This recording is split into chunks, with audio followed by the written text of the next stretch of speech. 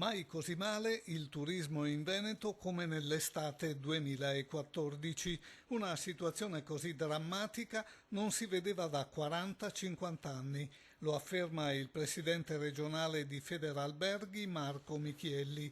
Il meteo, continua, ha sicuramente contribuito a questi risultati così deludenti, ma ha giocato soprattutto la defezione dei turisti italiani, travolti dalla crisi.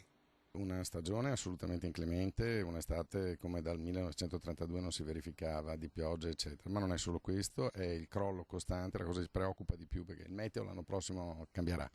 Quello che ci preoccupa sempre di più è il crollo costante degli italiani che si perpetua dal 2008 e che non sembra non avere fine.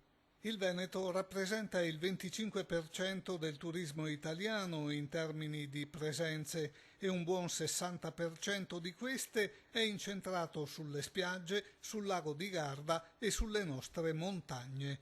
I dati nazionali e veneti purtroppo quest'anno mostrano una fotografia del tutto diversa. Luglio e agosto per la prima volta vedono segnare da 40-50 anni a questa parte un dato negativo. Il dato negativo che sul livello nazionale si attesta a un meno 0,6, meno 0,9. Per quel che riguarda il Veneto io ho paura che il dato tendenzialmente sarà peggiore.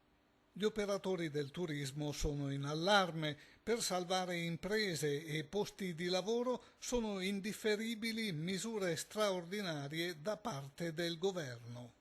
È ora di dare un'inversione a questa cosa, è ora di smettere di considerare le nostre aziende come un bancomat fiscale, perché la pressione fiscale che soffre il nostro comparto non la soffre nessun altro comparto. Noi comprendiamo il momento difficile del Paese, però se si uccidono le aziende il momento difficile del Paese proseguirà.